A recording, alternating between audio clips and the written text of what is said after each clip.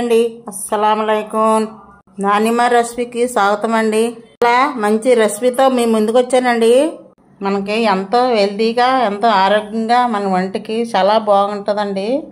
ఇది ఏంటనుకుంటున్నారు? ముల్లంగి అండి.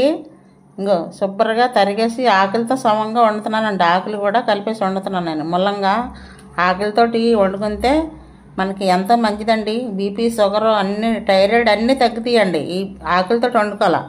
కొంతమంది ఏం చేస్తారంటే దుంపలాంగా వండి ఆకులు తీసేస్తారు.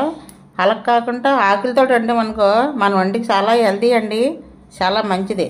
ఫ్రెష్ కూర అలా కోసి మనం కూర వండుకున్నాం అనుకో. నేను కొంతమంది కారం ఉంచుతారండి, అలా కాదు ఉప్పేసి 4-5 సార్లు కడిగేసామనుకో స్మెల్ కూడా రాదు ఇది. ఓకేనా? దీనికి కావాల్సిన పదార్థాలు ఇప్పుడు చూపెడతాను చూడండి. ఇగో కూర ఉల్లిపాయలు, ఇగో టమాటీలు, పసుపు, అల్లం వెల్లుల్లి పేస్టు, ఉప్పు, కారం, ఇంకో పసుపు, అల్లం వెల్లుల్లి పేస్ట్, పచ్చిమిరపకాయలు. ఇగో ఇయ్యేనండి దీనికి కావాల్సిన పదార్థాలు. ఇప్పుడు నేను కళాయి పెట్టానండి స్టవ్ మీద. ఇగో ఆయిల్ వేస్తున్నాను. ఇప్పుడు ఆయిల్ ఎడెక్కిందండి. ఉల్లిపాయలు వేసుకున్నాం. ఇప్పుడు ఇందులో పచ్చిమిరపకాయలు వేసుకున్నాం. సాల్ట్ వేసుకుందాం అండి. అల్లం వెల్లుల్లి పేస్ట్, ఇంకో కారం, ఇంకో టమాటీలు. ఇప్పుడు ఇందులో ముల్లంగి వేసుకుందాం అండి.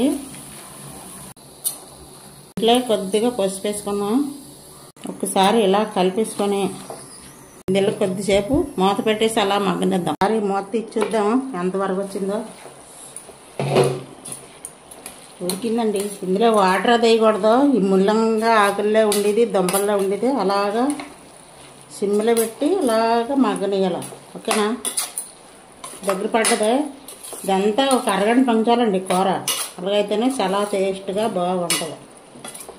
ఇంకొక 10 నిమిషాలు అంతే దించవచ్చు. ఇప్పుడు చూద్దాం ఎంతవరకు ఉడికిందో.